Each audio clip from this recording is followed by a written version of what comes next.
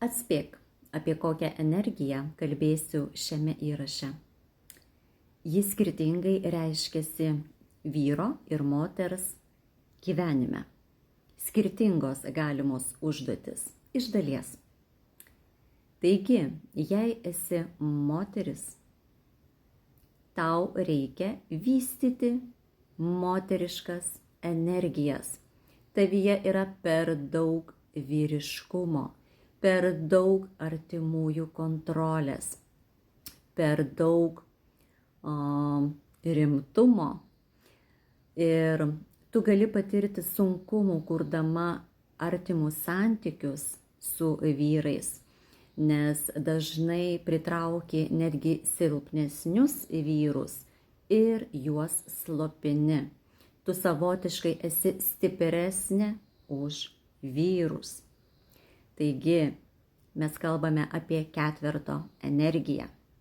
Ir jei tu esi gimusi balandžio mėnesį, 4, 13, 22 arba 31 dienomis, kaip moteriai tau stinga moteriškumo. Bet tu esi puiki vadovė, darbšti, atsakinga ir tavo užduotis iš tikrųjų vystyti lyderės savybės, tu jų turi, bet moteriškumo dėja tau stinga. Tai tokia didžiausia rekomendacija – atsipalaiduok ir daugiau laisvės, daugiau tiesiog paleidimo, ar ne, ir nustok kontroliuoti situacijas ir suteik laisvę savo artimiesiems. Dėl to tau bus pačiai tik geriau.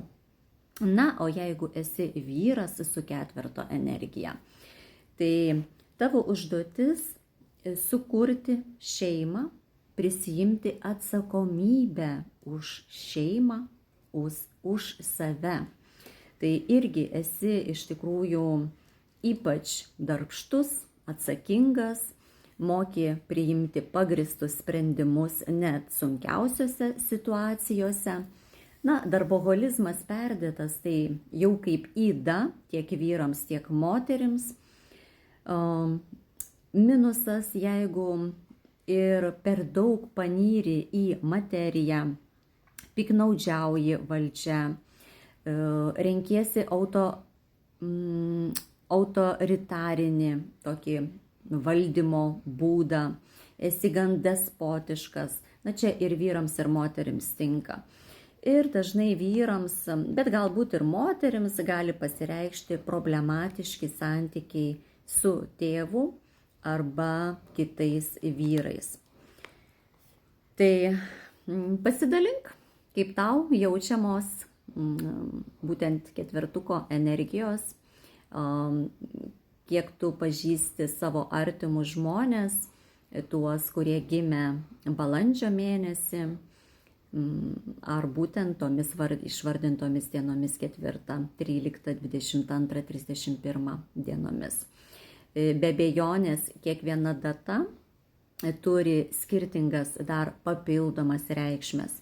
Ketvertas tiesiog vienyje apibendrina, kad tai apie atsakomybę, apie vyriškumą, apie darbštumą, bet kiekviena tokia energija, tarkim 13 ar 22 ar 31, turi ir papildomų reikšmių. Dėl asmeninės konsultacijos visuomet galite kreiptis asmeniškai.